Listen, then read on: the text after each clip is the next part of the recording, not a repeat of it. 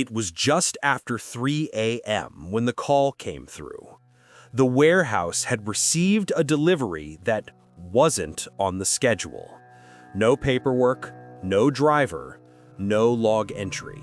Just a single crate sitting in the loading bay, marked with 3 words in red paint: "Do not open." Marcus, the night security guard, had seen strange things in his years working graveyard shifts, but this felt different. The cameras had been glitching for hours, and whoever left that crate, they never appeared on any feed. He walked down the narrow aisle between pallets of machinery and shipments. The lights overhead buzzed, some flickering like they were struggling to stay alive. The crate was old, dark oak, bound with rusted steel bands. A faint smell of smoke seeped from its seams, like burnt wood and candle wax. Marcus leaned close, running his flashlight over the letters. The red paint looked fresh, wet even. He radioed the front office. No response. When he turned back toward the crate, he swore he saw something move inside. A small pulse of green light, like a heartbeat. Marcus grabbed a crowbar from the tool bench. Every instinct told him to leave it alone. But curiosity, that thing that always kills in these stories, got the better of him. He wedged the crowbar under the lid and pried. The nails squealed as the wood split. Inside, sitting dead center, was an antique jack-o'-lantern. Its grin was carved crooked, the candle inside burning with a sickly green flame. The air around it shimmered like heat from a furnace. Then the warehouse speakers crackled to life. His own voice came through, whispering, "Marcus, why did you open it?" The flame flared violently, and in that instant, the shadow cast on the wall wasn't his. Marcus stumbled backward as the shadow detached from the wall. It was human-shaped, but wrong. Too long, too fluid. It moved toward him, the green glow bleeding through its outline. And then he recognized the face. It was his brother, who had died 3 years earlier in a fire Marcus had accidentally caused.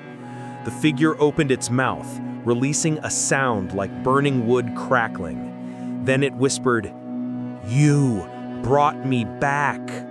Marcus screamed as the light engulfed him, and all the cameras in the warehouse shut off at once.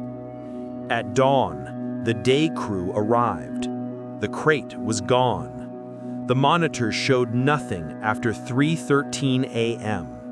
But on the manager's desk sat a small pumpkin, freshly carved.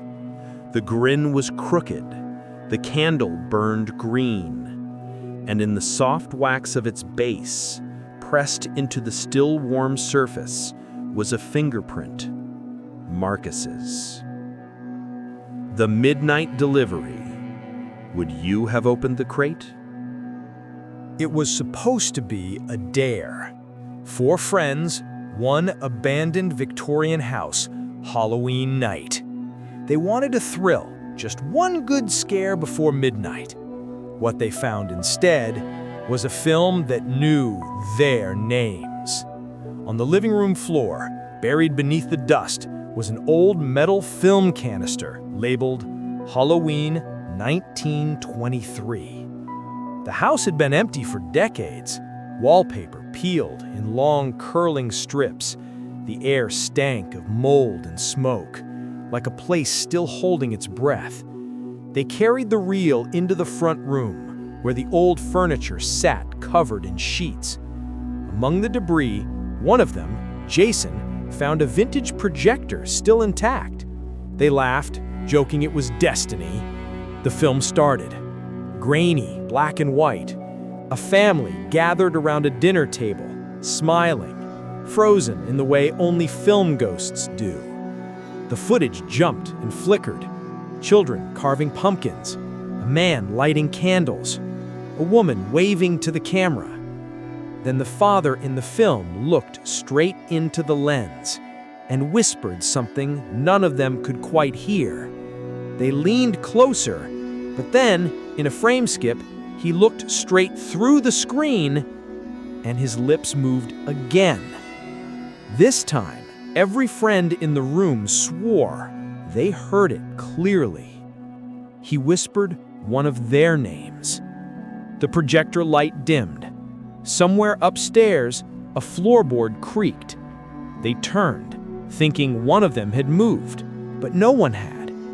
Then they heard it again. Their names, whispered from the dark hall, one by one. Jason, Claire, Devin, Mia. The projector sputtered, and the film kept rolling. But now the image was no longer the old family. It was them, sitting in that very room, watching the film. On screen, their doubles turned slowly to face the camera and smiled. The next day, police found the projector still running. No sign of the four friends, just the film reel looping endlessly. When the footage was examined, the last frame showed four unfamiliar faces, eyes wide, mouths open, frozen forever in black and white. And scrawled across the final frame, faintly etched into the film strip itself, were the words, "See you next Halloween." Echoes of the haunted house. Would you have pressed play? In a forgotten part of town, there once stood a little shop, Lizimore's Dolls and Miniatures. It closed decades ago. The owner said to have gone mad, whispering that his dolls had started whispering back. Last Halloween, the building's lock was broken for the first time in 40 years. And when a teenager named Lily stepped inside, she discovered that the dolls had been waiting. The shop smelled like dust and candle wax. Every shelf was packed with porcelain dolls, hundreds of them, each with glass eyes that seemed to shimmer even in the dark. Some smiled, some frowned, some looked like they were about to speak. At the back of the shop stood a workbench covered in tools, and a sign above it read in gold letters, "The Dollmaker's Gift, one soul at a time." Lily thought it was just a slogan, until one of the dolls blinked. She stumbled backward, knocking over a chair. A doll rolled across the floor, stopping at her shoe.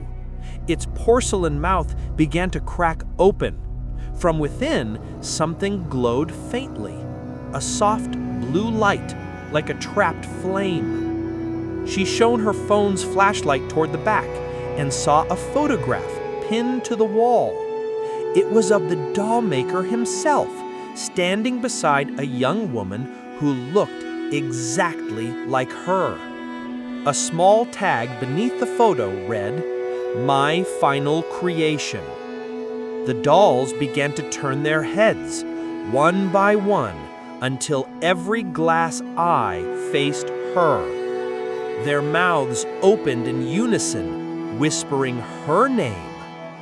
Then the old mirror behind the counter flickered, and in its reflection, Lily saw the Dollmaker standing behind her, smiling gently.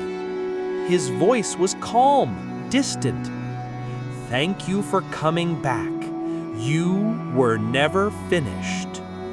The mirror shattered, and when the dust settled, the shop was silent again.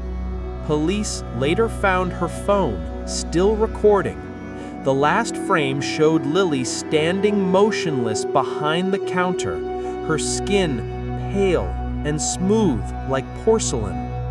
When the building was demolished months later, workers uncovered a single glass case among the rubble. Inside was a doll, its eyes faintly blue, its face unmistakably that of Lily. The tag beneath it read, "The Dollmaker's Gift, complete." The Dollmaker's Gift. Would you have stepped inside the shop?